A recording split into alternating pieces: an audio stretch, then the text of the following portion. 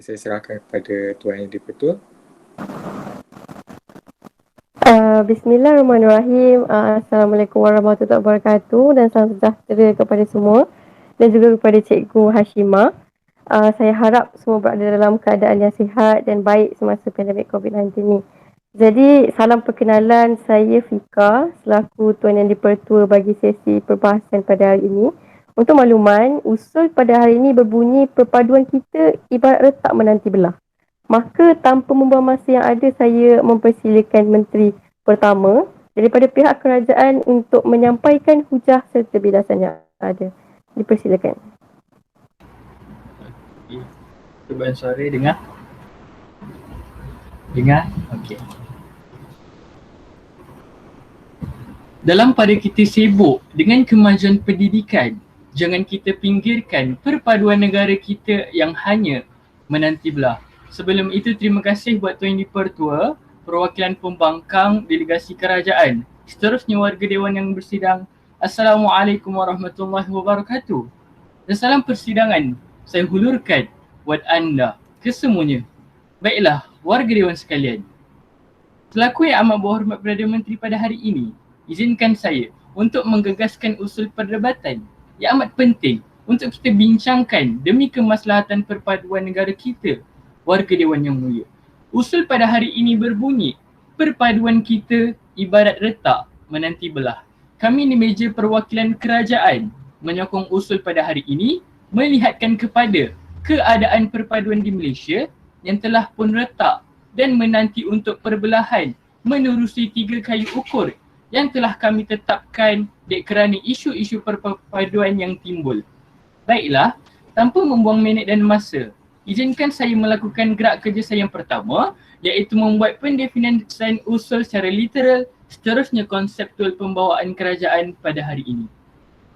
Warga Dewan yang mulia, usul perpaduan kita retak menanti belah kami bahagikan kepada 3 frasa yang utama. Frasa yang pertama iaitu frasa perpaduan kita. Menurut Kamus Dewan Bahasa edisi keempat, perpaduan merujuk kepada perihal berpadu, bergabung menjadi satu dan sepakat. Manakala, menurut Wikipedia pula, perpaduan ialah penyatuan dan darjah serta jenis penyatuan yang dipamerkan sesebuah masyarakat ataupun kumpulan dan jiran mereka. Ia merujuk kepada semua perhubungan sosial yang mengaitkan manusia. Manakala, menurut Haji Samad 2003, perpaduan ditakrifkan sebagai satu penyatuan tenaga, fikiran, cita-cita dan pengorbanan dalam satu ikatan yang padu, kuat dan maju. Jadi, perpaduan kita pada hari ini ianya merujuk kepada masyarakat Malaysia yang majmuk yang terdiri daripada pelbagai kaum, bangsa, agama mahupun warna kulit yang hidup secara aman dan harmoni meskipun wujud isu-isu perkauman dan sensitif. Warga Dewan sekalian. Baiklah, selesai frasa yang pertama, kini kita beralih kepada frasa yang kedua, iaitu ibarat retak. Menurut Kamus Dewan edisi keempat, retak bermaksud perbalahan, yakni perselisihan yang boleh menimbulkan perpecahan mahupun penceraian, yakni sudah tidak muafakat lagi. Jadi, kerajaan meletakkan retak pada hari ini melihatkan kepada perpaduan masyarakat Malaysia yang boleh menjurus kepada perpecahan dek kerana isu-isu suatu ketika dahulu dan masih dipertikakan sehingga hari ini ataupun muncul isu-isu baharu yang menggugat perpaduan di Malaysia, warga Dewan sekalian. Baiklah, frasa yang ketiga iaitu frasa menanti belah. Menanti belah merupakan frasa kontroversi perdebatan kita pada hari ini. Secara literalnya, belah menurut Kamus Dewan Bahasa edisi keempat ini merujuk kepada celah di antara bangsa-bangsa itu mempunyai pangsa, warga Dewan sekalian. Jadi, dalam konteks perdebatan pada hari ini, belah ini merujuk kepada perpaduan kita yang hanya menunggu masa untuk perpecahan, warga Dewan sekalian. Baiklah, lihat. Analogi kami cukup mudah. Perpaduan kami pada hari ini dianalogikan sebagai sebuah pasu. Kita mempunyai sebuah pasu dan keadaan pasu itu adalah retak. Jadi, adakah keadaan retak itu boleh dibaiki ataupun kita hanya menanti ianya untuk belah, warga Dewan sekalian? Baiklah, dalam pada untuk kita mengukur keadaan menanti belah ini, kami di perwakilan kerajaan meletakkan 3 kayu ukur yang utama. Yang pertama, reaksi negatif masyarakat terhadap isu perkauman. Yang kedua, kerajaan ambil ringan terhadap isu sensitif. Dan yang ketiga, pemanipulasian terhadap sentimen perkauman warga Dewan Yang Mulia.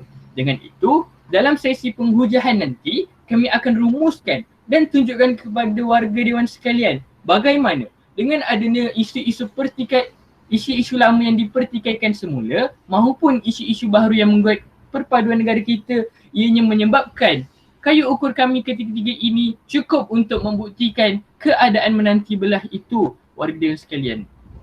Jadi, pihak pembangkang perlu bersemuka dengan kami.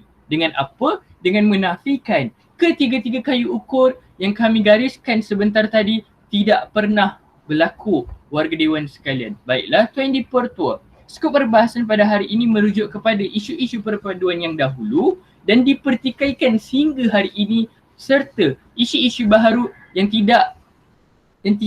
juga menggugat perpaduan warga Dewan sekalian. Baiklah, selesai kerja saya yang pertama, membuat pendefinisian usul secara literal, seterusnya konsep pembawaan kerajaan. Kini kita beralih kepada mandat dan strategi pasukan. Warga Dewan Yang Mulia, saya selaku Yang Amat Berhormat Perdana Menteri sebentar nanti akan membentangkan kepada anda satu hujah Perdana Perwakilan Kerajaan. Duduk saya bangkit pula Menteri Kedua, seperti biasa akan membidas hujah Perdana Perwakilan Kerajaan pembangkang, maafkan saya, dan membentangkan dua lagi hujah Perdana Perwakilan Kerajaan. Duduk beliau bangkit pula Menteri Ketiga, seperti biasa akan membidas ketiga-tiga hujah perwakilan pembangkang dan membuat rumusan terhadap pembawaan kami di meja perwakilan kerajaan. Baiklah, selesai pendirian pasukan, mari kita teruskan dengan sesi penghujahan. Warga Dewan Yang Mulia, hujah pertama kami di bawah kata kunci isu perkauman menarik maklum balas masyarakat. Warga Dewan sekalian, dalam hujah ini saya akan tunjukkan bagaimana dengan adanya isu-isu perpaduan pada hari ini, ianya mampu menggugat perpaduan dan wujudnya reaksi negatif masyarakat terhadap isu perkauman. Baiklah, kita lihat isu yang pertama, iaitu isu penetapan syarat kaum untuk memasuki kelab persatuan yang berlaku di Sekolah Menengah Kebangsaan Bentara Luar. Warga Dewan sekalian, menurut akhbar utusan online, baru-baru ini, tulah dalam media sosial sebuah sekolah mengeluarkan surat yang meletakkan syarat kaum bagi pendaftaran aktiviti kurikulum pelajar tingkatan 1 yang antaranya menyebut kelab bahasa Melayu hanya terbuka untuk pelajar kaum Cina, bola sepak hanya untuk masyarakat Melayu, bola keranjang dan pimpong untuk kaum Cina, bola jaring dan sepak takraw juga untuk pelajar kaum Melayu.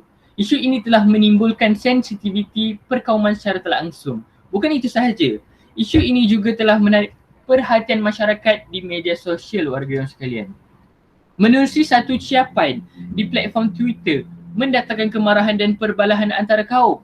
Bukan itu sahaja, mereka juga bebas menggunakan kata-kata kesat antara satu sama lain. Ucapan tersebut telah mendapat perhatian warga netizen tak kira bangsa. Keadaan ini amat membimbangkan perpaduan negara kita, warga Dewan sekalian.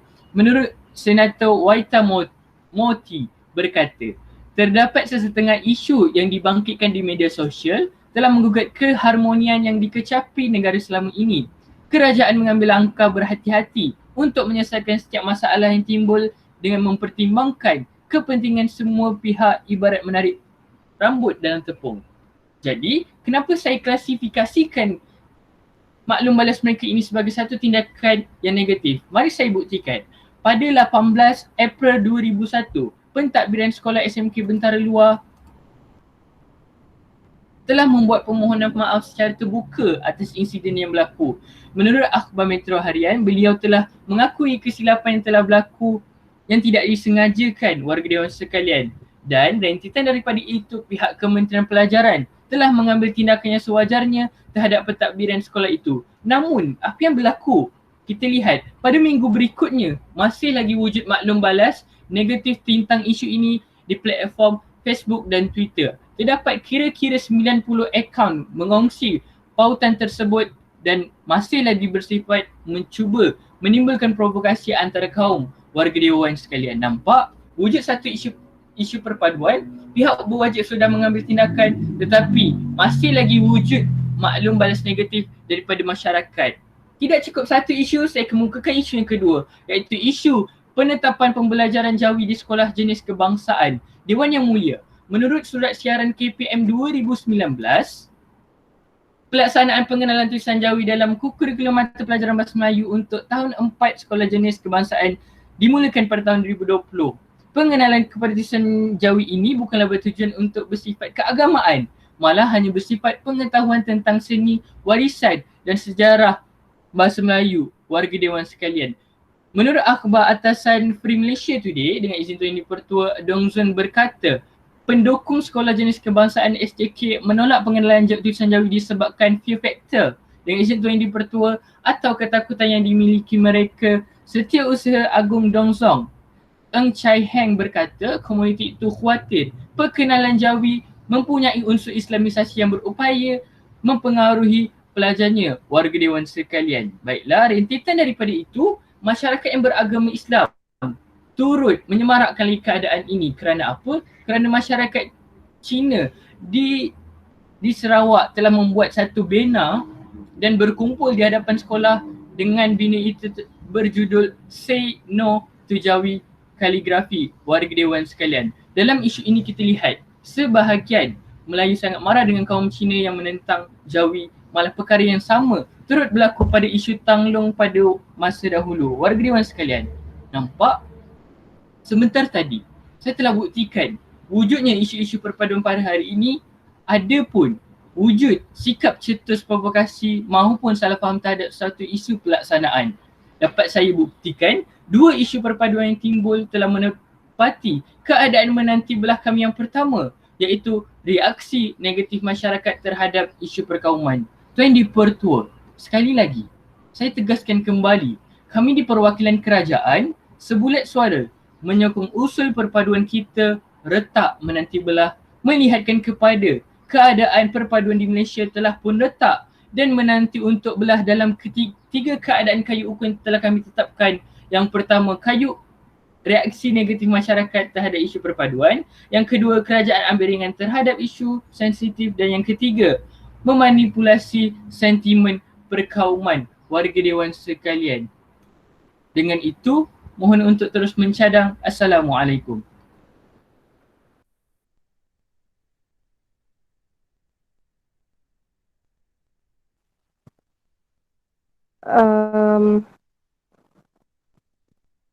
Perhatian kepada kesemua peserta, selama bercakna, izin laluan akan dibuka pada minit yang ketiga sehingga minit ke-8 saja. Dan tepat minit ke-8 tiada lagi izin laluan yang boleh dimintalah. Jadi tolong ambil cakna. Baiklah, terima kasih yang diucapkan kepada Yang Berhormat Menteri Pertama di atas penyampaian hujah-hujah yang saya kira cukup hebat sekali. Baiklah, seterusnya saya mempersilakan Ketua Pembangkang pula untuk mengutarakan hujah-hujah dan birasan beliau di meja pembangkang pada hari ini. Maka dipersilakan.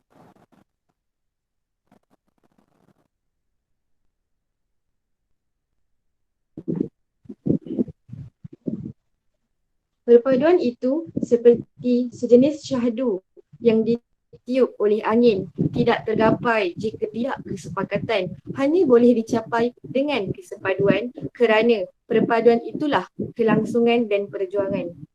Dengan lafaz Bismillahirrahmanirrahim, saya membuka arena perdebatan pada hari ini. Terima kasih saya ucapkan kepada Tuan Yang Dipertua, barisan kerajaan, barisan bangkangan, seterusnya warga dewan yang sudi bersidang. Assalamualaikum warahmatullahi wabarakatuh. Salam sejahtera dan selamat bersidang kesemuanya. Tuan Yang Dipertua serta ahli-ahli yang berhormat sekalian.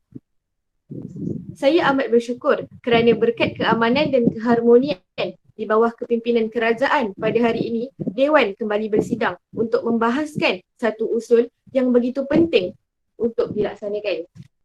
Tuan Yang Dipertua, usul pada hari ini berbunyi, perpaduan kita ibarat retak menanti belah. Sebentar tadi, Yang Amat Berhormat Perdana Menteri telah membentangkan satu usul. Namun, setelah kami kaji dan setelah kami teliti, terdapat kelemahan dan ketidakrelevanan usul kerajaan pada hari ini. Dengan izin Tuan Yang Dipertua, kami mohon membangkang dan menolak usul kerajaan pada hari ini. Tuan Yang Dipertua dan ahli-ahli Dewan sekalian, yang amat berhormat Perdana Menteri sebentar tadi telah memberikan definisi dan takrifan usul kita pada hari ini. Kami menerima dengan pindaan definisi usul pihak kerajaan.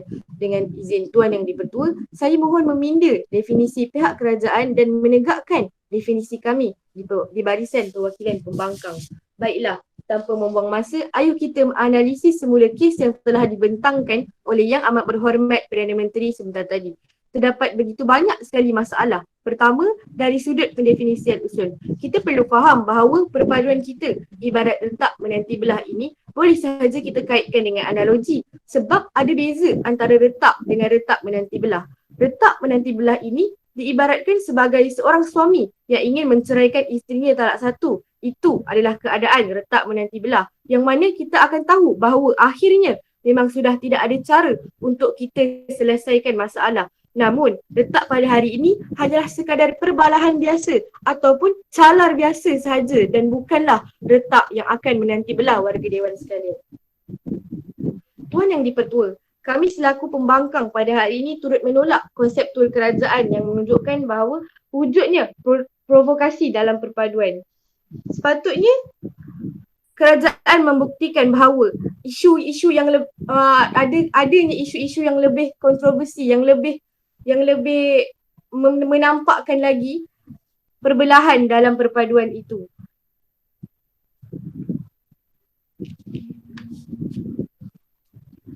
Tuan Yang Dipertua dan ahli Dewan sekalian, bangkitnya Yang Amat Berhormat pada hari ini telah memberikan hujah yang cukup rapuh. Hujah yang mereka kemukakan langsung tidak relevan dan tidak rasional dengan usul yang mereka sendiri bentangkan. Seterusnya, izinkan saya membidas hujah yang telah dikemukakan oleh Yang Amat Berhormat Perdana Menteri sebentar tadi. Yang Amat Berhormat Perdana Menteri ada membentangkan satu hujah iaitu isu perkauman menarik maklum balas masyarakat.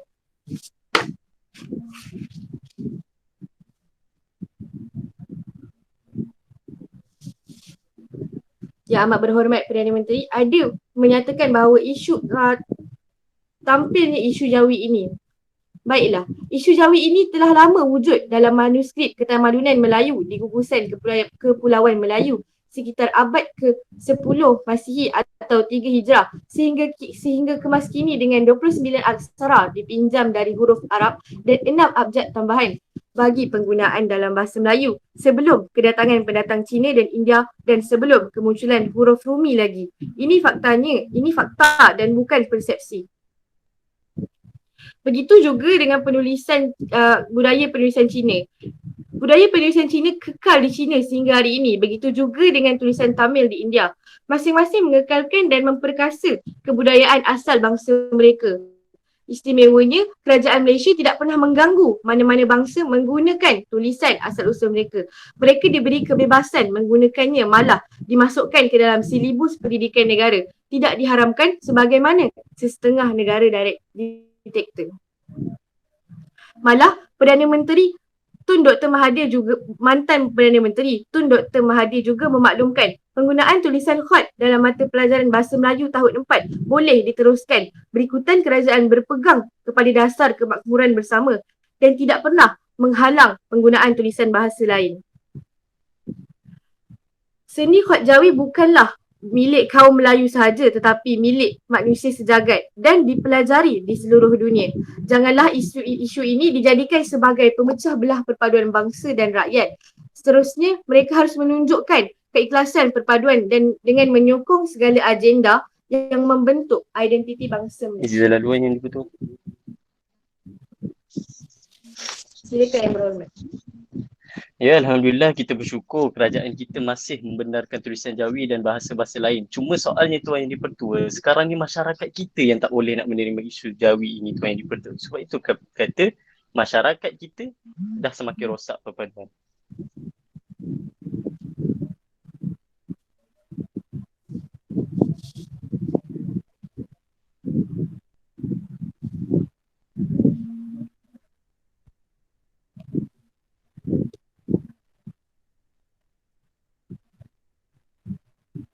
Baiklah, Muafakat melihat kepada Puak Ultra Kiasu ini semakin menjadi-jadi sikap resis dan dendam mereka terhadap Islam dan Melayu dalam negara ini.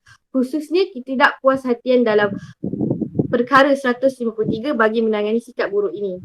Pada sistem penulisan, muafakat mencadangkan supaya tulisan Jawi dijadikan tulisan kebangsaan, wajib dipelajari semua bangsa demi perpaduan dalam negara dapat dicapai. Ini kerana majoriti penduduk adalah orang Melayu dan asal Semenanjung ini tamadunnya adalah ketamadunan orang Melayu dan tanah Nusantara di sebahagian Semenanjung ini adalah tanah Melayu sebelum ditukar namanya. Justeru semua kaum wajib bercakap dalam bahasa Melayu dan tulis bangsa Melayu ialah Jawi. Maka wajib bagi semua kaum di negara ini hanya menggunakan tulisan Jawi saja.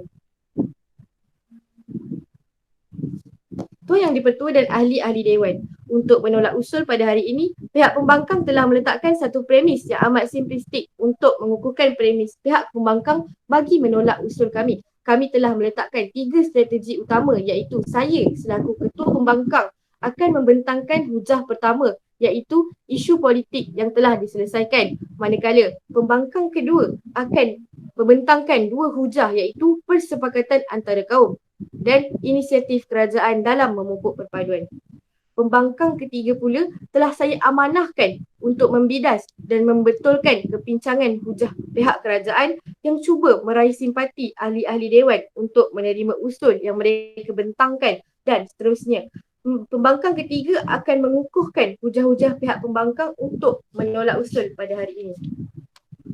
Dengan izin Tuan Yang di-Pertua dan ahli-ahli Dewan, saya akan membentangkan hujah pertama pihak pembangkang berkata kuncikan isu politik yang telah diselesaikan. Dalam hujah ini akan saya buktikan 2 perkara. Yang pertama, adanya isu-isu yang menyebabkan berlakunya keretakan perpaduan dalam masyarakat. Yang kedua, akan saya buktikan walaupun terdapat isu-isu sebegini, namun adanya respon daripada masyarakat yang mana mereka ingin menjaga perpaduan negara, yang menunjukkan keadaan ini tidaklah retak menanti belah.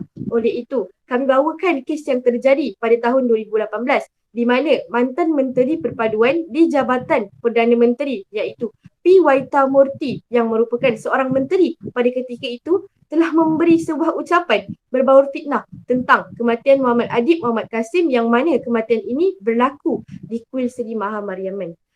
Menurutnya, isu ini berlaku disebabkan oleh kecuaian polis dan sebagainya, dan ucapan ini telah menyebabkan berlakunya ketegangan kaum antara masyarakat India dan masyarakat Melayu di dalam negara. Hal ini lantas membuktikan bahawa tidak boleh kami nafikan bahawa berlakunya keretakan dalam perpaduan itu. Namun dapat kita lihat apakah respon masyarakat terhadap isu ini, di mana rakyat Malaysia bersatu dan bangkit untuk memaksa P. Waitamurty untuk meninggalkan dan meletakkan portfolio beliau sebagai menteri di Jabatan Perdana Menteri Hal Ehwal Perpaduan kerana merasakan individu ini tidak berkelayakan untuk menjadi menteri di Jabatan Perdana Menteri disebabkan isu Muhammad Adib ini. Kita lihat salah satu contohnya Khadir Jasir yang merupakan anggota Majlis Tertinggi Bersatu yang telah menempelak tindakan P. Waitamurty ini, dan akhirnya atas segala desakan dan respon masyarakat, P. Waitamurty telah didakwa di Mahkamah Tinggi pada 8 Jun 2020 atas tindakan ucapan berbaur fitnah beliau, yang membuktikan pada hari ini walaupun adanya keretakan, walaupun adanya isu dalam masyarakat dan walaupun adanya isu dalam perpaduan, rakyat masih lagi bersatu untuk menjaga perpaduan dan keamanan negara. Hal ini membuktikan bahawa pada hari ini perpaduan kita retak, tidaklah menanti belah. Walaupun pada hari ini ada pelbagai isu dari segi politik, pendidikan dan sebagainya, namun pada hari ini kita lihat bagaimana masyarakat kita bersatu untuk memperbaiki perkara ini demi Malaysia yang lebih baik. Maka usul perpaduan kita ibarat retak menanti belah, wajar ditolak sebulat suara. Sekian, saya mohon untuk terus membangkang.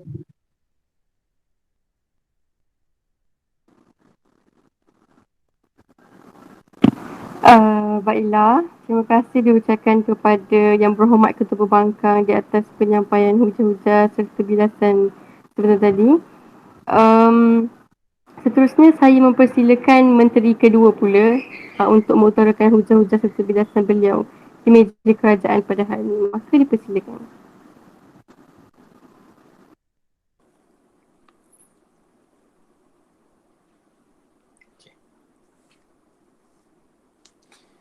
Bismillahirrahmanirrahim. Tatkala saya rasa pembangkang pada hari ini cukup menitik beratkan perpaduan negara dan juga bangsa Malaysia itu sendiri, tapi saya terkejut kerana analogi yang telah diberikan oleh ketua pembangkang kita pada hari ini cukup radikal dan juga simplistik.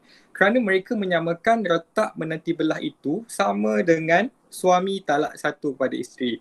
Warga Dewan sekalian, itu cukup memalukan warga Dewan sekalian. Kerana apa? Kerana kedua-dua isu dan juga analogi ini membawa kepada isu yang berlainan dan juga membawa kepada pengakhiran yang berlainan. Saya akan buktikan nanti, warga Dewan sekalian. Bismillahirrahmanirrahim. Terima kasih Tuan Yang Pertua dan warga Dewan sekalian, pihak kerajaan, pembangkang, seterusnya warga Dewan yang sudah bersidang untuk semuanya. Usul pada hari ini, perpaduan kita ibarat retak menanti belah. Justru kami di perwakilan kerajaan pada hari ini menyokong usul pada hari ini yang telah digagaskan oleh Yang Amat Berhormat Perdana Menteri di atas rasional keadaan perpaduan kita yang sedang retak dan juga sedang menanti perbelahan yang mana memenuhi ketiga-tiga kayu ukur yang telah ditetapkan oleh kerajaan pada hari ini. Warga Dewan sekalian, elok kiranya kita mengupas kesalahan terbesar pembangkang pada hari ini, iaitu apabila mereka menyamakan retak menanti belah dan juga suami talak satu isteri, yang mana kedua-dua ini menanti kepada pengakhiran yang berbeza, warga Dewan sekalian. Pengakhiran yang apa? Pengakhiran yang mana retak menanti belah apabila sudah terbelah, tidak ada solusi untuk kita menyatukan kembali. Dan jika ada solusi untuk kita menyatukan kembali, bekas ataupun pasu yang telah dianalogikan oleh Perdana Menteri akan bentuknya lain, warga Dewan sekalian. Manakala apabila kita bercerita tentang suami talak satu isteri, ia kepada pengakhiran, iaitu masih lagi boleh dirujuk, warga Dewan sekalian. Itu adalah kedua-dua analogi yang berbeza, warga Dewan sekalian. Yang mana pada akhirnya ada cala dan cala itulah bukti bahawa perpaduan yang kita kecapi selama ini pada akhirnya akan terbelah, warga Dewan sekalian. Elok kena saya membidas hujah pertama kerajaan pembangkang, maafkan saya, di bawah kata kunci isu politik yang telah diselesaikan. Dan pada isu ini dan pada hujah ini, Ketua Pembangkang telah bercerita tentang dua perkara, iaitu, dan perkara yang kedua adalah yang mana ada respon masyarakat terhadap isu politik yang telah diselesaikan.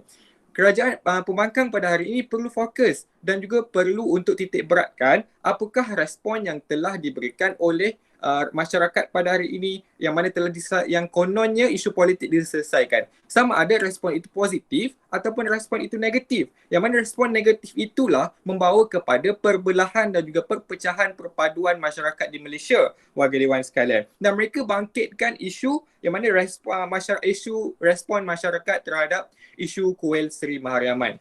Yang mana mereka katakan rakyat telah bersatu untuk membuat sokongan meletakkan jawatan Menteri Perpaduan iaitu P. Waitamurti, warga Dewan sekalian. Mereka patut menitik beratkan statistik yang telah diberikan, iaitu yang menyokong dan juga yang membantah kepada peletakan jawatan itu hanyalah kaum Melayu sahaja, warga Dewan sekalian. Di manakah kaum India dan Cina? Mereka menyokong Waitamurti sebagai Menteri Perpaduan pada ketika itu, warga Dewan sekalian. Dan pada akhirnya apabila orang Melayu sahaja yang menyokong, itu adalah bukti bahawa kita sudah ada perpecahan di situ, warga Dewan sekalian. Dan yang kedua, mereka telah mengatakan bahawa P. Waitamurti telah didakwa. Ia memang telah didakwa, tetapi isu pokoknya di sini, apakah hasil daripada pendakwaan yang telah diberikan kepada P. Waitamurti? Adakah mereka menyelesaikan masalah perpaduan ataupun perpecahan rakyat Melayu, kaum Melayu yang telah hanya menyokong P. Waitamurti itu tadi, warga Dewan sekalian? Tidak sama sekali. Itu membuktikan bahawa isu politik yang telah diselesaikan langsung tidak menyelesaikan masalah, warga Dewan sekalian. Justru elok kiranya kita bergerak kepada dua hujah kami di perwakilan kerajaan pada hari ini. Di bawah kata kunci yang pertama, sensitiviti dan fokus kerajaan yang menguncup, warga Dewan sekalian. Warga Dewan sekalian, dalam hujah ini saya akan ceritakan bagaimana dalam keadaan untuk kita menentukan keadaan menanti belah, kita melihat kepada sensitiviti dan juga fokus kerajaan yang mana langsung tidak menitik beratkan ataupun tidak acuh terhadap isu perpaduan dan perkauman di Malaysia. Yang teramat mulia Tuanku Abdul Rahman Putra Al-Haj dalam bukunya Looking Back dengan izin Tuan Yang Pertua mengungkapkan I am the happiest Prime Minister in the world dengan izin Tuan Yang Pertua. Ungkapan ini terhasil kerana beliau yakin Malaysia adalah sebuah negara yang aman kerana rakyatnya bersatu padu. Realitinya, ungkapan ini tercemar dan meleset lantaran tercetus tragedi 13 Mei 1969 hingga membawa kepada pengisytiharan darurat. Ekoran daripada itu, kerajaan terpaksa merangka pelbagai dasar dan meminda beberapa perkara dalam pelbagai persekutuan. Kini, kebencian antara kaum semakin menebal kerana gagal ditangani lebih awal oleh kerajaan. Masih lagi ada pemimpin kerajaan seolah-olah dilihat mahu menjadi penjuang isu perpaduan. Sebaliknya, keadaan menjadi semakin parah. Kerajaan sebenarnya tidak mempunyai keberanian untuk mencegah sebarang isu perkauman yang melanda negara ketika ini. Mereka cuba mengelak daripada menangani isu-isu bukannya berhadapan dengannya. Saya berikan contoh yang pertama. Dalam kes titular Roman Catholic Archbishop of Kuala Lumpur lawan Menteri Dalam Negeri dengan izin Tuan Yang Pertua.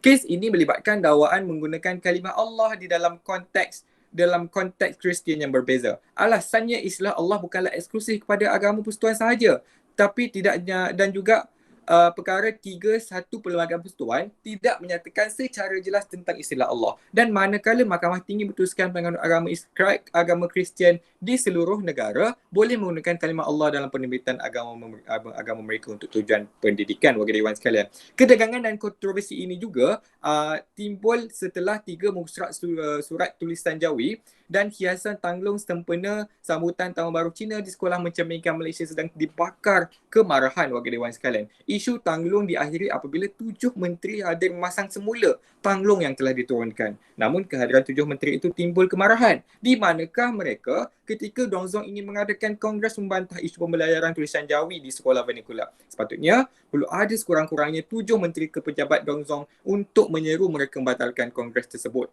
Sebagaimana 7 menteri yang sanggup pergi ke sekolah memasang semula tanglung. Itu barulah yang dikatakan kesamarataan yang baik dan menuju kepada titik pertemuan kita, iaitu pada akhirnya kita bersatu, warga dewan sekalian. Itu adalah hujah pertama. Hujah kedua kerajaan di bawah kata kunci sensitivity dan fokus. Yang mana jelas hujah kedua menceritakan sensitivity kerajaan yang telah berkurangan terhadap isu perpaduan, lantas membuktikan perpaduan kita hanya tinggal menanti belah, warga dewan sekalian, kerana tiada reaksi positif daripada kerajaan. Hujah ketiga di perwakilan kerajaan di bawah kata kunci pertikaian masyarakat terhadap kontrak sosial, menelusuri sejarah negara asas permulaan pembinaan perpaduan tanah Melayu sebelum kemerdekaan negara adalah menerusi persetujuan warga dewan sekalian, iaitu persetujuan bersama kontrak sosial dalam kalangan pemimpin Melayu dan bukan Melayu. Persetujuan telah pun merintis jalan kepada perpaduan, iaitu kepada generasi berikutnya. Kontrak sosial adalah persetujuan dan janji dua belah pihak. Kontrak sosial walau bagaimanapun kini tidak lagi dianggap perintis kepada perpaduan, yang mana perlu diteruskan. Berdasarkan persetujuan kontrak sosial, orang Melayu terima China dan India sebagai warga negara, dan sebagai balasan orang Melayu telah mengiktiraf China dan India kedudukan, yang mana sebagai balasan China dan India perlu mengiktiraf kedudukan keistimewaan orang Melayu dari segi bahasa, agama, kedaulatan raja-raja dan sebagainya. Justru dalam hujah kerajaan akan bercerita tentang bagaimana masyarakat kita sibuk mempertikaikan usul dan juga isu-isu yang telah dipersetujui warga dewan sekalian. Dan pada akhirnya isu-isu ini telah dipertikai dan dipersoalkan peranannya. Contohnya, mencabar keistimewaan orang Melayu. Dalam kes Public Prosecutor Against OAK Siak dengan izin Tuan Yang Pertua, defendant telah didakwa kerana menyentuh hal-hal istimewa 152, 153, 181 dan Perlembagaan Persekutuan, memberikan kedudukan istimewa kepada orang-orang Melayu dan bumi putra, warga dewan sekalian. Isu yang kedua, apabila kes menghina Sultan Perak melalui laman web di tahun 2009, warga dewan sekalian, iaitu seramai 6 orang pengunjung portal tulis komen jelek kepada lucah penghinaan di YAM Sultan Azlan Shah, yang mana mereka telah menghina berhubung krisis politik dan peranan raja di negeri tersebut pada masa itu. Dan kes yang ketiga, apabila Melan bin Abdullah and others against public prosecutor dengan izin Tuan Yang Pertua, dalam surat khabar yang bertajuk Abolish Tamil or Chinese Medium School in this country dengan izin Pertua, adalah perbuatan yang sengaja membangkitkan kemarahan rakyat bangsa Cina dan India, warga dewan sekalian. Dan keadaan ini apabila Cina, India dan Melayu yang sibuk menyerang antara satu sama lain dan mempertikaikan satu sama lain, pada akhirnya mereka gagal menyatukan titik pertemuan mereka di situ, warga dewan sekalian. Justru atas contoh itu, kita dapat lihat bahawa isu-isu sensitif mempertikaikan perkara yang sedia ada dan telah termaktub dalam perlembagaan persekutuan dan juga telah dipersetujui pada zaman dahulu, kini dipertekankan kembali. Ini adalah bukti bahawa keadaan negara yang menanti belah adalah apabila wujud pemanipulasian isu yang telah ditetapkan. Jelas, saya telah memenuhi kedua-dua kayu ukur yang telah ditetapkan, iaitu apabila kami letakkan keadaan ambil ringan terhadap isu sensitif masyarakat dan manipulasi masyarakat dengan yang telah ditetapkan warga dewan sekalian. Justru perbahasan pada hari ini perlu diingatkan, tidak semestinya kita menunggu keadaan perpecahan ataupun keadaan bila mereka bergaduh antara satu sama lain, barulah kita katakan itu adalah menanti belah. Tidak, warga dewan sekalian. Dan saya ingin tegakkan kembali bahawa pembangkang pada hari ini perlu membuktikan sebaliknya ke atas ketiga-tiga kayu ukur yang telah kami letakkan di perwakilan kerajaan. Justru saya mohon usul perpaduan kita, ibarat retak menanti belah, wajar diterima seisi Dewan. Sekian, Assalamualaikum warahmatullahi wabarakatuh. Waalaikumsalam warahmatullahi wabarakatuh. Baiklah, terima kasih diucapkan kepada Menteri Kedua, Yang Berhormat Menteri Kedua, di atas penyampaian hujah-hujah serta bidasan. Sebenarnya tadi yang saya kira cukup hebat sekali.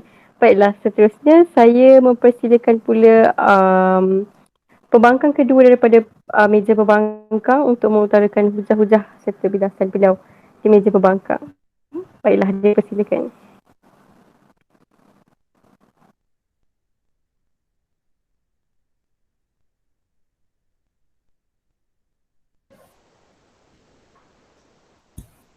Terima kasih Tuan Yang di-Pertua Dewan. Salam sejahtera dan salam satu Malaysia saya ucapkan kepada semua. Warga Dewan, mari kita sama-sama meneliti di manakah kesilapan pihak kerajaan sepanjang perdebatan ini berlangsung. Sebentar tadi, Yang Berhormat Menteri Kedua mengatakan kerajaan ambil ringan dalam isu perkauman. Warga Dewan, setiap masalah yang diutarakan oleh pihak kerajaan telah pun diselesaikan oleh kerajaan. Jadi, tiada istilah kerajaan mengambil ringan dalam isu perkauman. Seterusnya, Menteri Kedua juga mengutarakan tentang pertikaian masyarakat tentang perpaduan. Warga Dewan, kita tidak boleh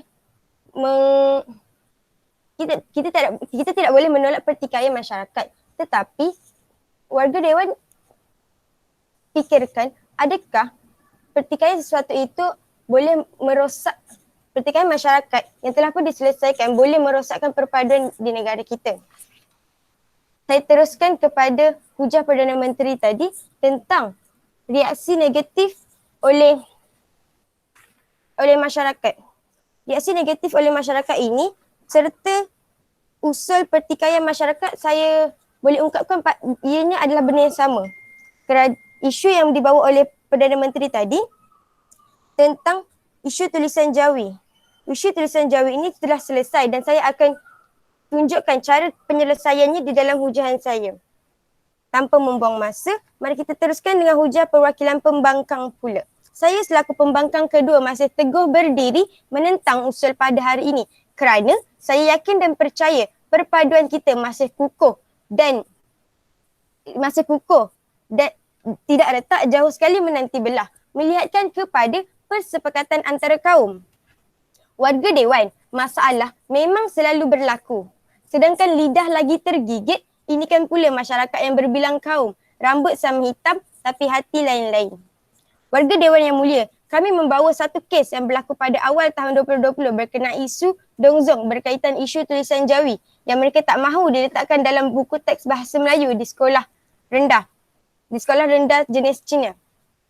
Warga Dewan, golongan intelektual daripada pelbagai kaum India, Melayu dan Cina telah menentang perkara ini dan mewujudkan petisyen mengharamkan tuntutan Dongzong. Maksud yang boleh saya bawa di sini, tuntutan Dongzong itu sendiri dah melambangkan keadaan retak kerana ramai yang menganggap perkara ini sebagai perkara yang berunsur rasisme. Apakah hasil daripada golongan intelektual ini? Hasil daripada golongan intelektual ini telah diadakan perbincangan di meja bulat dalam Kementerian Pendidikan Malaysia dengan Persatuan Kongres Lembaga Pendidikan Cina. Dan resolusi yang dicapai ialah Dewan Bahasa dan Pustaka serta Kementerian Pendidikan Malaysia telah membuat kempen tulisan melambangkan budaya dan bukannya proses agama ataupun Islamisasi. Dan daripada perbincangan tadi juga, mereka mendapat persetujuan 51% ahli PIBG untuk tidak memberi paksaan sama ada ingin belajar jawi ataupun tidak. Jadi kita lihat, walaupun pada awalnya ada masalah dan keadaan yang sangat tegang, namun ianya telah reda dan dapat diselesaikan. Maksudnya, keadaan kembali harmoni dan kita ada toleransi antara kaum yang akhirnya mengutuhkan kembali perpaduan antara kaum di Malaysia. Kita teruskan dengan hujah ketiga kami melibatkan kepada inisiatif-inisiatif yang diambil kerajaan untuk memupuk perpaduan. Warga Dewan, kita telah wujudkan mekanisme untuk menghalang dari peretakan ini menjadi belah. Pertama, kita lihat bagaimana pemerkasaan inisiatif-inisiatif ini. Pada sejak tahun 1999, kerajaan memandang serius berkaitan isu perpaduan. Kita telah menubuhkan Jabatan Perpaduan Negara dan Integrasi Nasional. Kesan penubuhan jabatan ini, dasar-dasar telah diperkenalkan dengan pembentangan oleh jabatan ini. Di mana setiap 5 tahun kita mengadakan pelan tindakan nasional dan kita mampu membentuk beberapa jumlah bajet di dalam rancangan Malaysia Khas. Di bawah jabatan ini juga wujudnya kelab rukun negara di sekolah-sekolah bagi mendidik murid-murid supaya memahami, menghayati dan mengamalkan rukun negara. Inisiatif-inisiatif ini banyak mengeratkan perpaduan. Seterusnya, kita lihat pula dari sudut ekonomi. Sejak tahun 1970, kita cuba mengurangkan jurang pendapatan di antara etnik-etnik. Kita telah memperkenalkan dasar ekonomi baru untuk membaiki sosioekonomi di antara etnik-etnik dan di mana berakhirnya dasar ekonomi baru, kita telah memperkenalkan pula dasar pembangunan nasional. Keberkesanan dasar ekonomi baru ini banyak membantu orang-orang Bumiputera. Wujud banyak perniagaan dari memulakan modal. Dari memulakan modal, kita mewujudkan bantuan-bantuan seperti skim pemulaan usahawan Bumiputera. Kita ada 500,000 dan dana yang disediakan adalah 100 juta.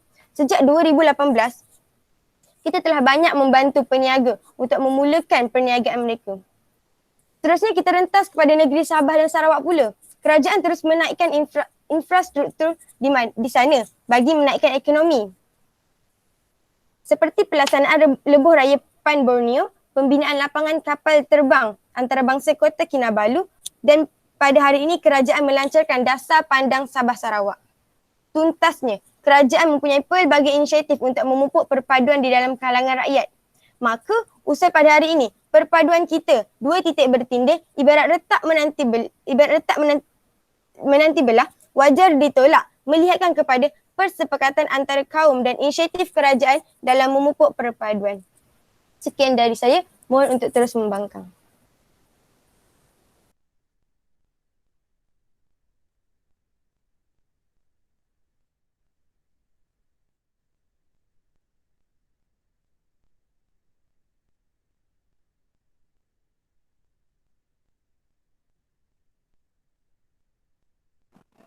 Baiklah, terima kasih diucapkan kepada pembangkang kedua daripada meja pembangkang di atas penjelasan dan juga hujah yang telah pun diberikan.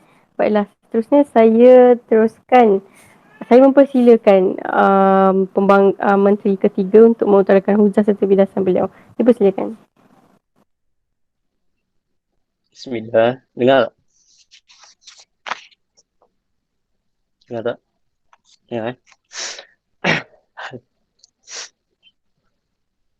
Bismillahirrahmanirrahim. Terima kasih buat Tuan Yang di-Pertua, perwakilan kerajaan, pembangkang, warga Dewan yang sudi bersidang. Assalamualaikum dan salam perdebatan saya hulurkan buat semua.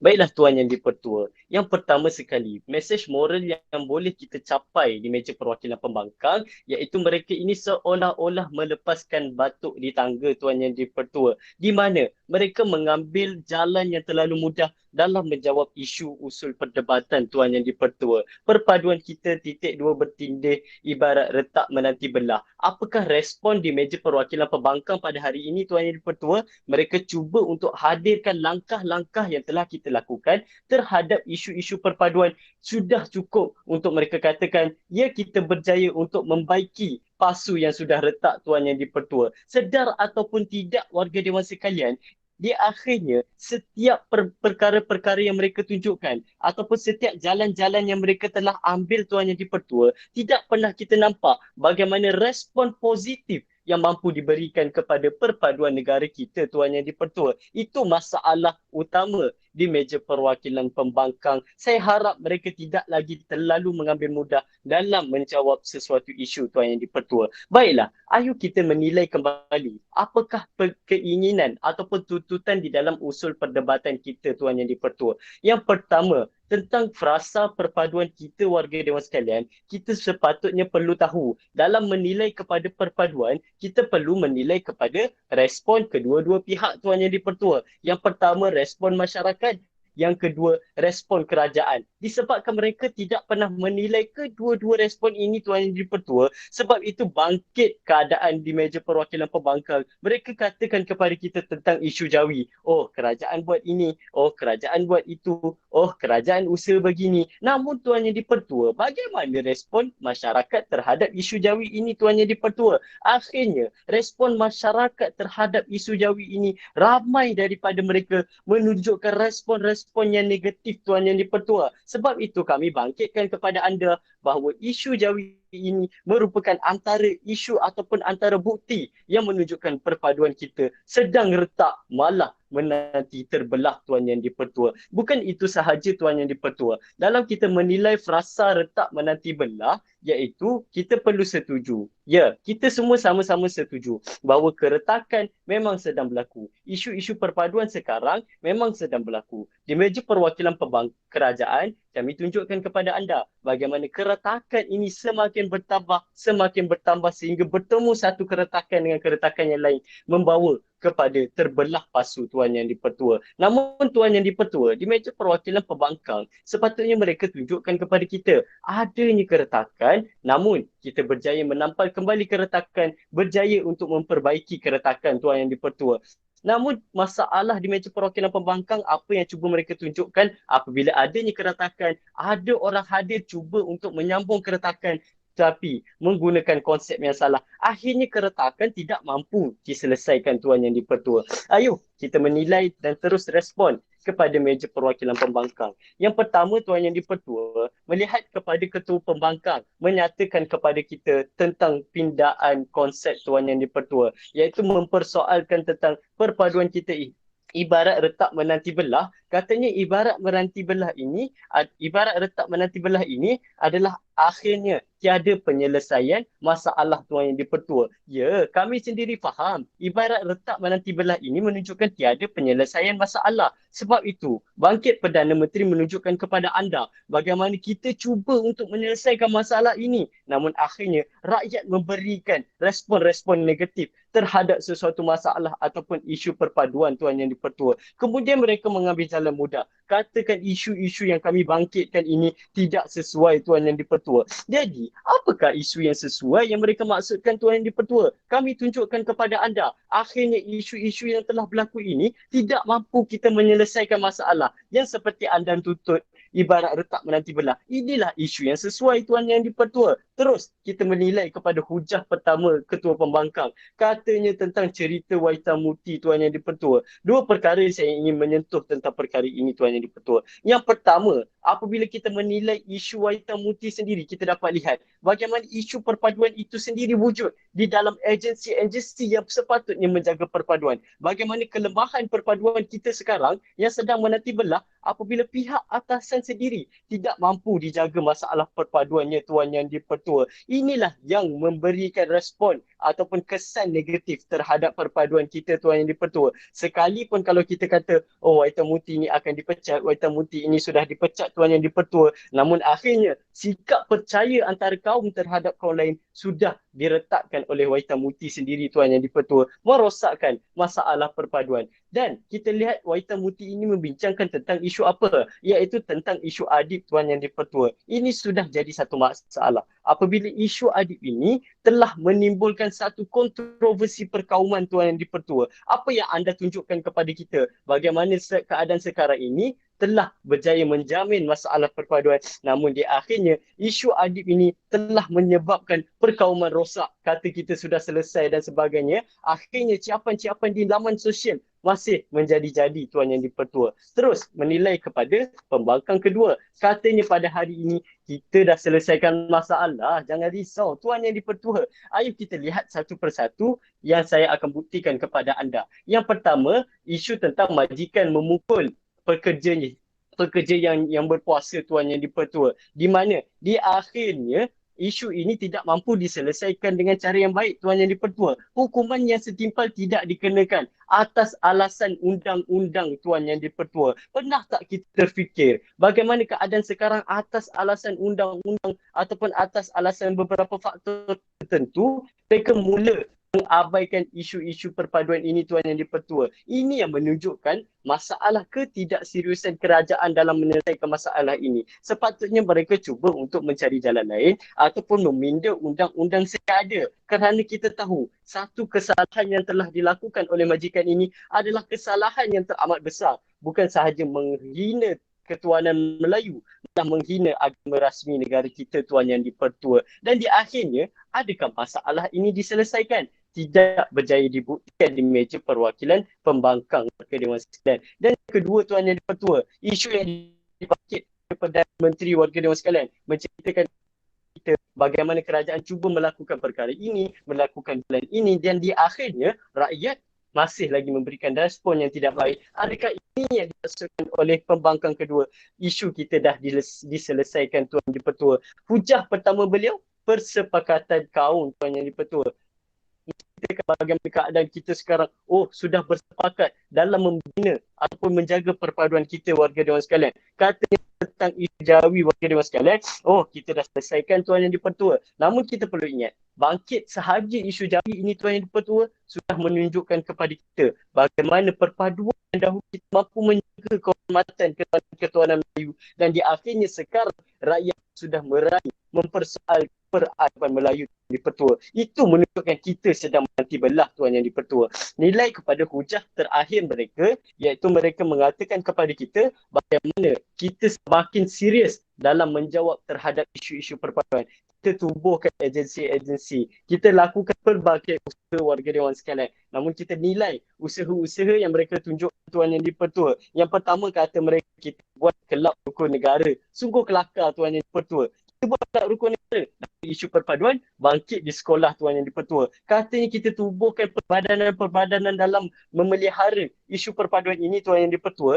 Lihat apakah keberhasilan sejak terbentuknya perbadanan ini. Saya tunjukkan kepada anda. Menurut Jabatan Perpaduan Negara dan Integrasi Nasional, indeks ketegangan kaum telah meningkat pada tahun 2018 dan pada tahun 2019 telah meningkat dalam keadaan yang sangat tidak baik. Sebelum ini kita pernah memegang rekod antara paling terbaik dalam menjaga ketegangan kaum Tuan Yang di-Pertua. Namun sekarang kita sudah semakin merosot Tuan Yang di-Pertua. Ini yang dirisaukan di meja perwakilan kerajaan Tuan Yang di-Pertua. Sebab itu, bangkit kami dalam menjawab usul perdebatan hari ini Tuan Yang di-Pertua, kami nyatakan kepada anda semua, bagaimana kami ingin membuktikan keadaan kita memang sedang menanti ianya terbelah Tuan Yang di-Pertua. Kami menunjukkan kepada anda bagaimana reaksi negatif masyarakat terhadap isu perkembangan sudah ditunjukkan pertama Tuan Yang di-Pertua. Kerajaan cuba selesai, namun masyarakat memberikan respon yang negatif.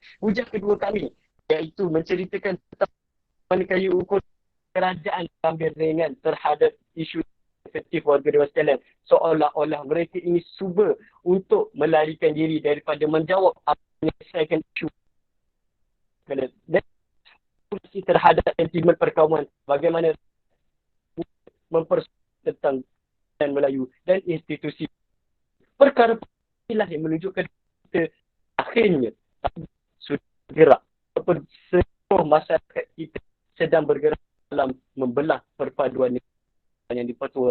Jadi pesanan untuk semua, di saat kita mula mengalami perpaduan, jangan terkejut suatu ketika Melayu hilang ketuanan. Mohon Dewan untuk terus mencadang. Assalamualaikum. Terima kasih diucapkan. Seterusnya saya mempersilakan pembangkang ketiga untuk teruskan dengan bidasan. Dipersilakan. Assalamualaikum warahmatullahi wabarakatuh. Terima kasih kepada Tuan Yang di-Pertua, warga Dewan sekalian. Berdirinya saya di sini bukan untuk membangkitkan satu lagi hujah baru, tetapi untuk membidak ketiga-tiga hujah perwakilan kerajaan yang dipertua Dewan. Kerajaan ada mengatakan sensitiviti dan fokus kerajaan telah berkurang pada isu perpaduan. Jika sensitiviti dan fokus kerajaan telah berkurang pada isu perpaduan, macam mana kerajaan pada tahun 1969 boleh menyelesaikan isu 13 Mei? Sedangkan isu 13 Mei itu sangat isu yang besar sehingga menjadikan rusuhan.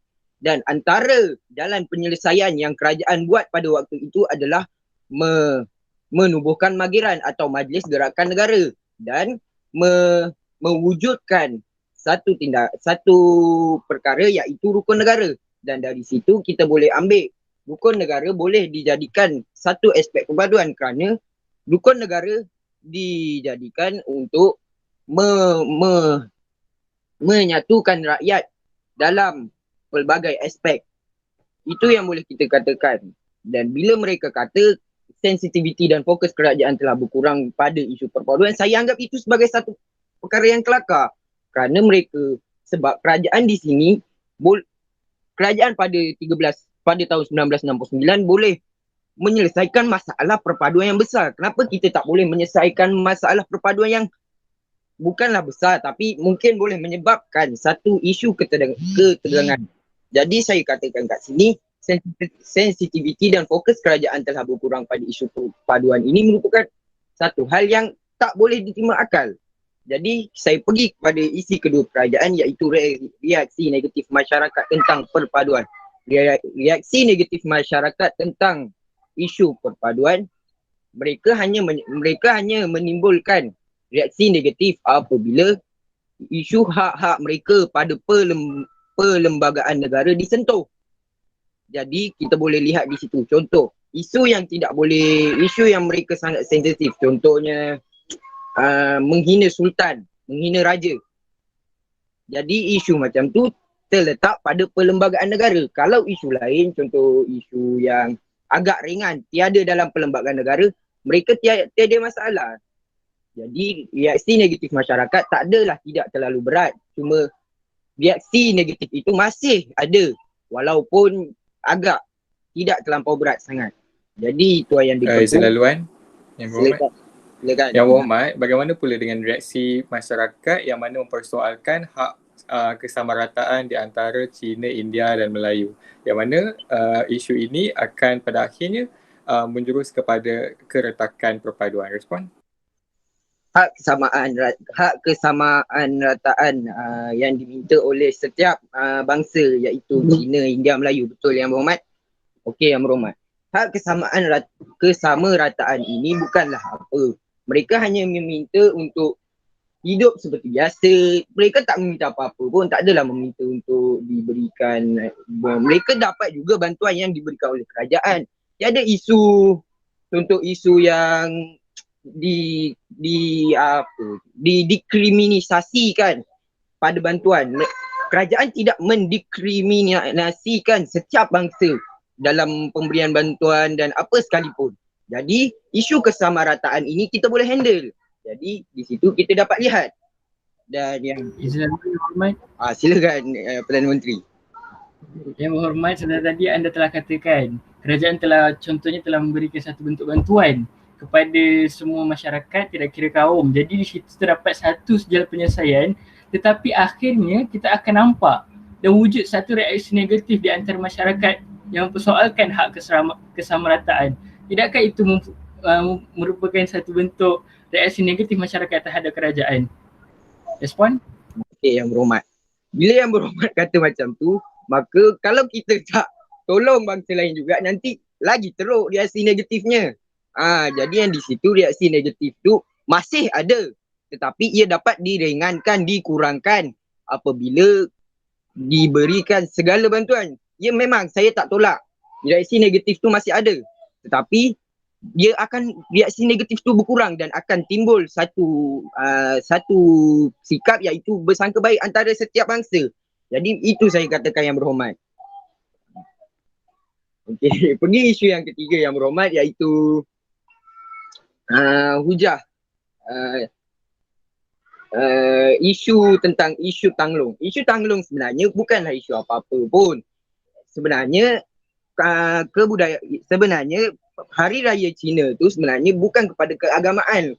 Saya sebenarnya tak adalah berapa heran sangat naik pasal isu Tanglong. Siapa-siapa boleh pasal isu Tanglong sebab di Malaysia kita ada satu stigma, iaitu stigma setiap perayaan di negara ini adalah perayaan bagi bangsa Malaysia.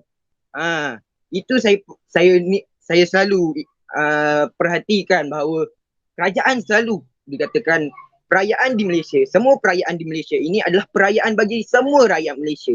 Jadi itu tiada masalah apa-apa sebab perayaan Cina bukan kepada keagamaan tapi just kepada kebudayaan. Jadi bagi saya tiada masalah untuk isu Tanglong ini. Jadi saya pergi kepada isu kedua iaitu izin laluan Yang Berhormat.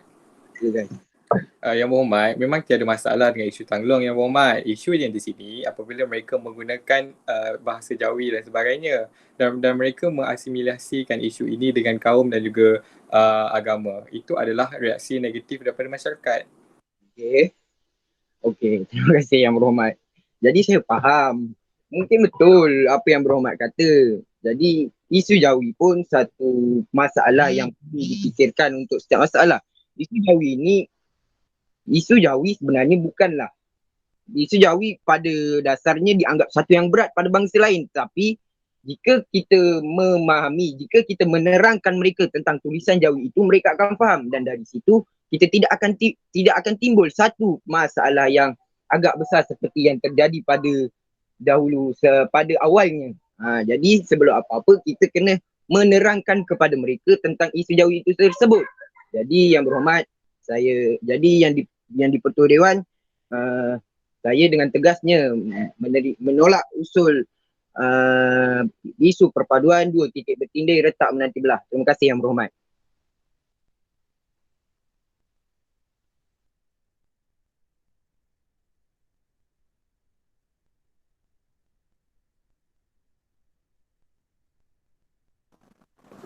Baiklah, terima kasih kepada Yang Berhormat Pembangkang ketiga di atas bilasan tadi. Kita beralih kepada sesi penggulungan pula. Jadi saya mempersilakan pihak pembangkang dululah untuk membuat sesi penggulungan. Dipersilakan.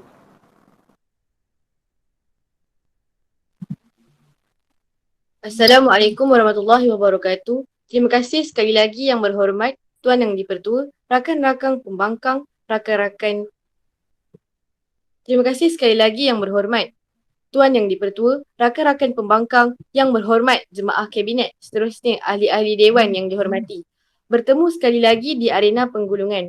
Tuan Yang di-Pertua dan ahli-ahli dewan, usul pada hari ini berbunyi perpaduan kita ibarat retak menanti belah. Kami, pihak pembangkang yang prihatin dan bertanggungjawab untuk memberikan kesejahteraan kepada rakyat, telah memberikan definisi dan premis yang padu dan jitu untuk menolak usul pihak kerajaan. Dari awal perdebatan, pihak kerajaan melakukan banyak kesilapan yang dilakukan secara individu atau berpasukan. Pihak kerajaan gagal memberikan definisi secara konsep yang mantap. Pihak kerajaan juga telah memberikan premis yang amat rapuh dan tidak rasional. Untuk menyokong usul pada hari ini, pihak kerajaan telah memberikan 3 hujah, iaitu isu perkauman menarik maklum balas masyarakat. Sensitiviti dan fokus kerajaan. Dan yang ketiga, pertikaian masyarakat terhadap kontrak sosial. Namun Tuan Yang di-Pertua, ketiga-tiga hujah pihak kerajaan dapat saya simpulkan bahawa hujah-hujah tersebut amat tidak relevan dengan premis mereka untuk menyokong usul. Ketiga-tiga hujah mereka telah gagal menunjukkan bahawa perpaduan kita ini retak menanti belah. Mereka hanya terangkan kepada kita mengenai kita ada masalah. Masalah yang mereka terangkan sudah pun dapat kita selesaikan pada sekarang ini. Tuan Yang di-Pertua dan ahli-ahli dewan, dari awal perdebatan, selaku pembangkang yang diberi berwibawa, kami telah membuat kajian penyelidikan terhadap usul pada hari ini. Saya telah memberikan definisi yang mantap dan amat mudah difahami. Untuk menyokong usul pada hari ini, kami telah meletakkan satu premis yang kukuh, iaitu perpaduan kita ibarat retak tidak menanti belah. Rasionalnya ialah melihatkan kepada keutuhan perpaduan di Malaysia. Bagi memantapkan mengukuhkan lagi premis kami untuk menolak usul, kami telah mengemukakan 3 hujah yang disokong oleh fakta dan bukti yang konkret.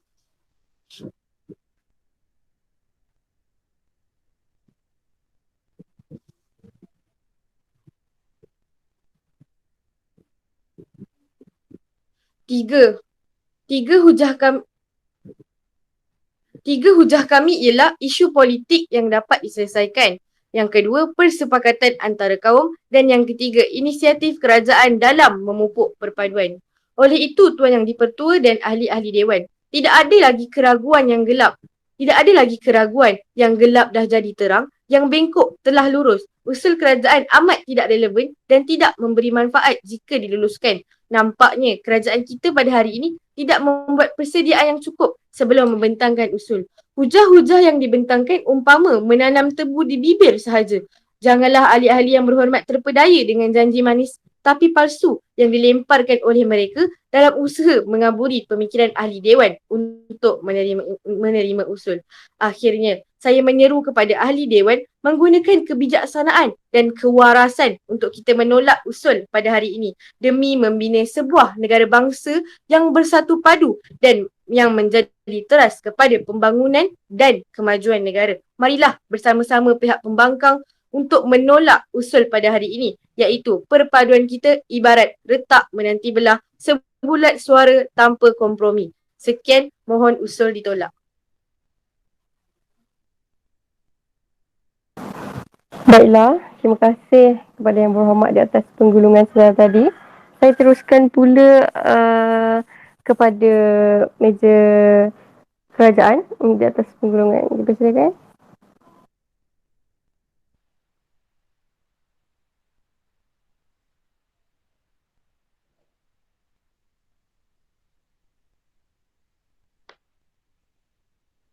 Ibarat retak menanti belah. Itulah yang boleh saya gambarkan keadaan meja perwakilan pembangkang sekarang ini.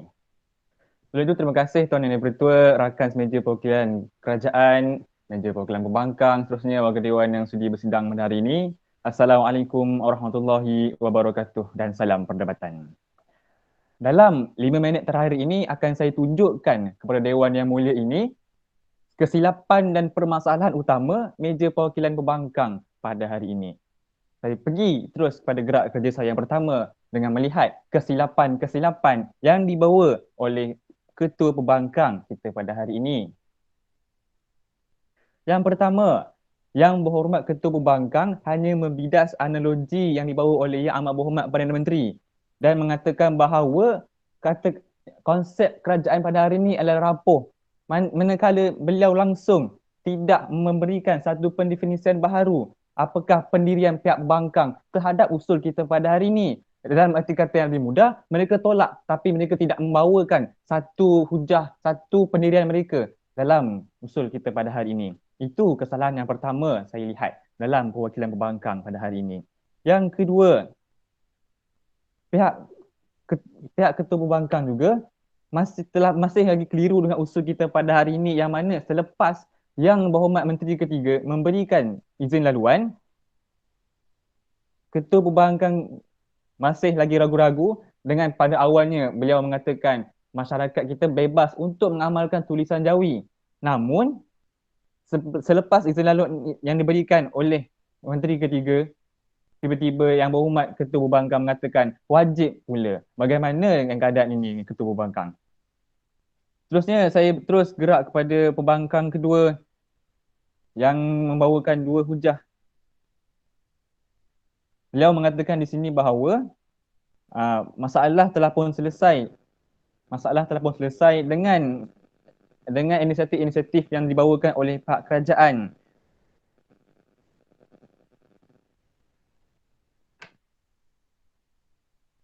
Dengan bawah kata kunci inisiatif kerajaan memupuk perpaduan.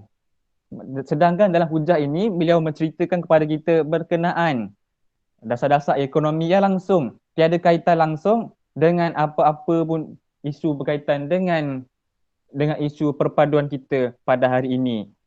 Selain itu juga, pembangkang kedua juga mengatakan bahawa dia percaya bahawa perpaduan kita masih lagi kukuh, tidak retak, apatah lagi menanti belah.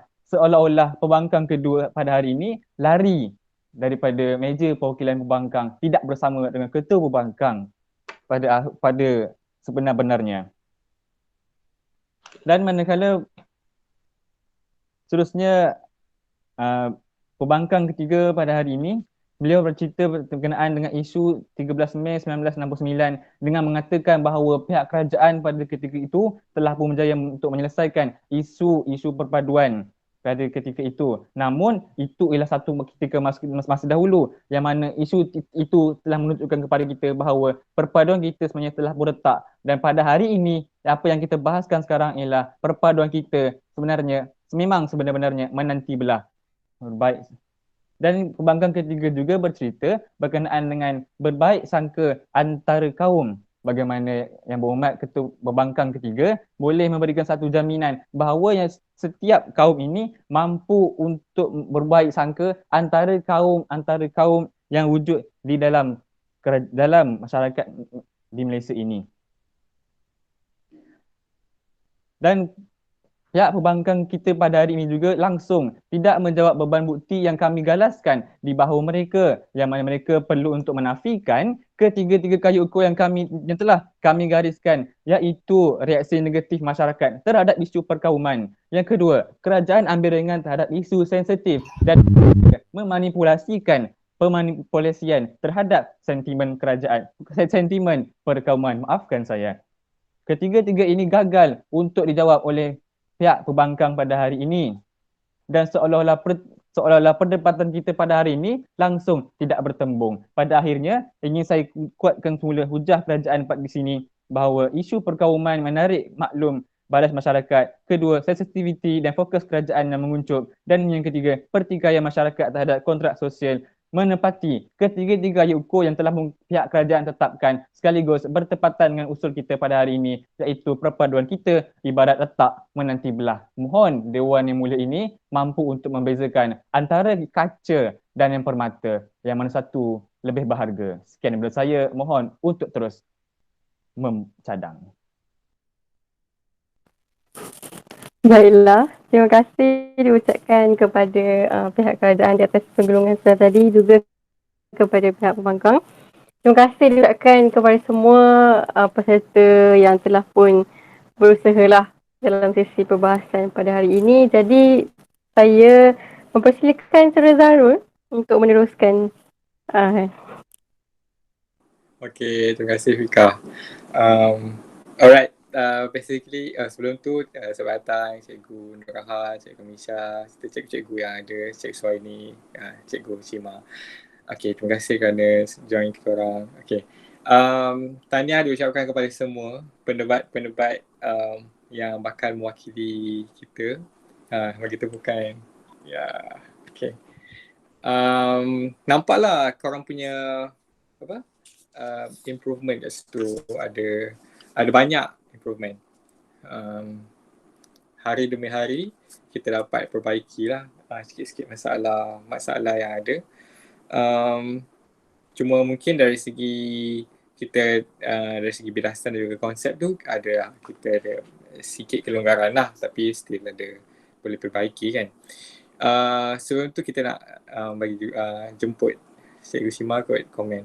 Cikgu ada komen?